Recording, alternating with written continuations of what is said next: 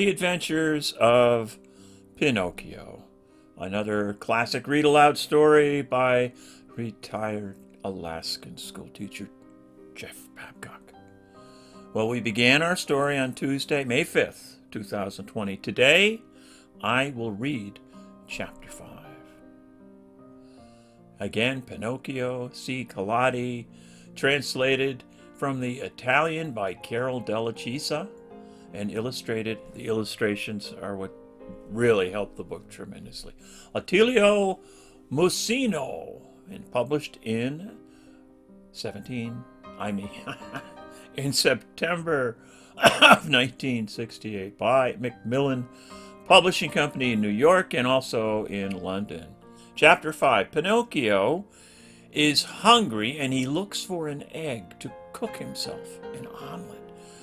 But to his surprise, the omelet flies out of the window. Meow. Ah! If the cricket's death scared Pinocchio at all, it was only for a very few moments. For as night came on, a queer, empty feeling at the pit of his stomach reminded the marionette that he had eaten nothing as yet. Well, a boy's appetite grows very fast, and in a few moments the queer, empty feeling had become hunger, and the hunger grew bigger and bigger until soon he was as ravenous as a bear. Poor Pinocchio. He ran to the fireplace where the pot was boiling, and he stretched out his hand to take the cover off. But to his amazement, the pot was only painted. Think how he felt. His long nose became at least 2 inches longer, and he ran about the room. He dug in all the boxes and drawers and even looked under the bed in search of a piece of bread. Hard though it might be, or a cookie, or perhaps a bit of fish, a bone left by a dog, it would have tasted good to him. But he found nothing. And meanwhile his hunger grew and grew, and the only relief poor Pinocchio had was to yawn. And he certainly did yawn, such a big yawn that his mouth stretched out to the tips of his ears, and soon he became dizzy and faint. He wept, and he wailed to himself. That talking cricket was right. Oh, it was wrong of me to disobey father and to run away from home. Oh, if he were here now, I wouldn't be so hungry. Oh, how horrible it is to be hungry. Suddenly, he saw among the sweepings in a corner something round and white that looked very much like a hen's egg, and in a jiffy he pounced upon it, and whoa, it was an egg! Oh, the marionette's joy knew no bounds. It is impossible to describe it. You must picture it yourself. Certain that he was dreaming, he turned the egg over and over in his hands. He fondled it, he kissed it, and he talked to it. Oh, and now, how shall I cook you? Oh, shall I make an omelet? No. It is better to fry you in a pan.